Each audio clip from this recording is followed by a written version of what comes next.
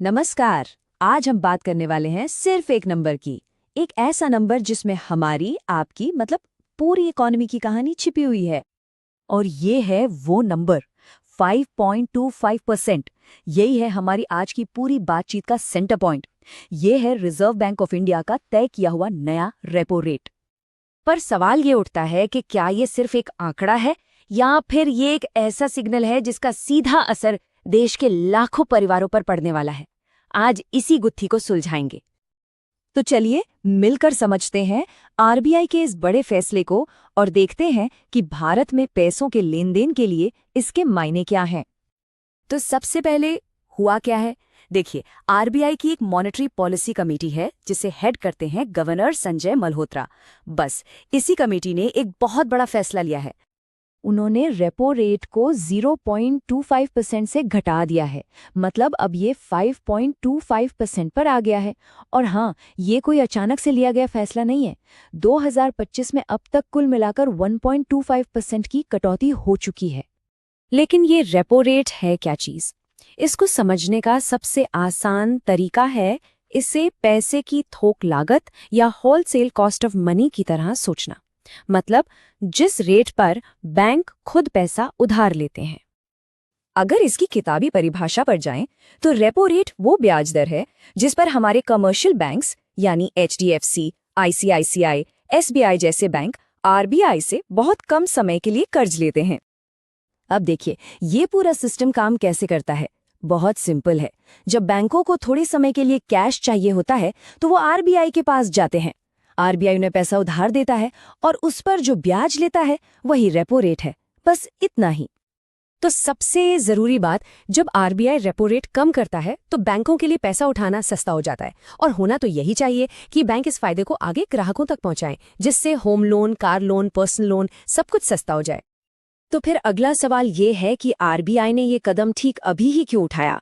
जवाब एक बड़े दिलचस्प कॉन्सेप्ट में छिपा है जिसे कहते हैं गोल्डीलॉक्स इकोनॉमी। एक्सपर्ट्स का मानना है कि इंडियन इकोनॉमी इस वक्त एक बहुत ही रेयर गोल्डीलॉक्स पीरियड में है। गोल्डीलॉक्स मतलब न बहुत ज्यादा गर्म न बहुत ज्यादा ठंडा, सब कुछ जस्ट राइट, यानी बिल्कुल सही। और ये जस्ट राइट क्यों है वो यहाँ साफ दिखता है। एक तरफ हमारी जीडीपी ग्रोथ 8.2% जितनी मजबूत है, तो दूसरी तरफ महंगाई दर अक्टूबर में सिर्फ 0.25% थी। अब जब ग्रोथ अच्छी हो और महंगाई काबू में हो तो आरबीआई के पास इकोनॉमी को और पुश देने की गुंजाइश बन जाती है। अच्छा, आरबीआई ने तो रेट कम कर दिए, पर यह फायदा आम आदमी तक पहुंचेगा कैसे? इस प्रोसेस को कहते हैं ट्रांसमिशन। तो सवाल यह है कि आरबीआई इसे पक्का कैसे करता है? इसके लिए उसके पास कुछ खास टूल्स हैं। आरबीआई का पहला हथियार है ओपन मार्केट ऑपरेशंस। इसका सीधा सा मतलब है कि आरबीआई मार्केट से सरकारी बॉन्ड खरीदेगा।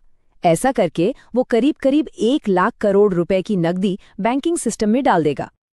और दूसरा टूल है फॉरेक्स स्वैप। आरबीआई $5 बिलियन का एक US dollar Indian rupee swap भी कर रहा है। ये भी मार्केट में रुपये की सप्लाई बढ़ाने का एक और जबरदस्त तरीका है। तो इन दोनों बड़े कदमों का लक्ष्य एक ही है, सिस्टम में लिक्विडिटी यानी कैश का फ्लो बढ़ाना। जब बैंकों के पास ज्यादा पैसा होगा तो वो आसानी से और सस्ते रेट पर लोन दे पाएंगे, और जब लोन सस्ता होगा तो लोग ज्यादा खर्च करेंगे। पर जैसा कि कहते हैं, हर सिक्के के 2 पहलू होते हैं। इस पॉलिसी के फायदे हैं तो कुछ रिस्क भी हैं। चलिए अब उन पर एक नजर डालते हैं। यहाँ हिसाब बड़ा सीधा है। जो लोग लोन लेने वाले हैं उनके लिए तो ये बड़ी अच्छी खबर है, ईएमआई कम हो जाएगी। लेकिन जो लोग फिक्स डिपॉजिट यानी एफडी में पैसे रखकर बचत करते हैं उन्हें अब कम ब्याज मिलेगा। तो ये पॉलिसी खर्च करने को बढ़ावा देती है, बचाने को नहीं।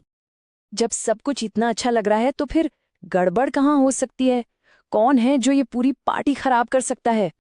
देखिए, कुछ चीजें हैं जो इस अच्छी भली तस्वीर को बिगाड़ सकती हैं। देश के अंदर खाने पीने की चीजें अचानक महंगी हो सकती हैं या कोई कुदरती आफत आ सकती है। और देश के बाहर दुनिया में कहीं लड़ाई छिड़ जाए या सप्लाई चेन में दिक्कत आ जाए तो उसका असर भी यहाँ दिखेगा। तब आरबीआई को शायद अपने फैसले पलटने पड़े। तो कुल मिलाकर आरबीआई एक सब कुछ ठीक है वाली इकोनॉमी पर एक बड़ा दांव लगा रहा है। पर असली सवाल तो यही है कि क्या ये दांव कामयाब होगा और क्या इसका फायदा हर किसी तक पहुंचेगा? खैर, ये तो वक्त ही बताएगा।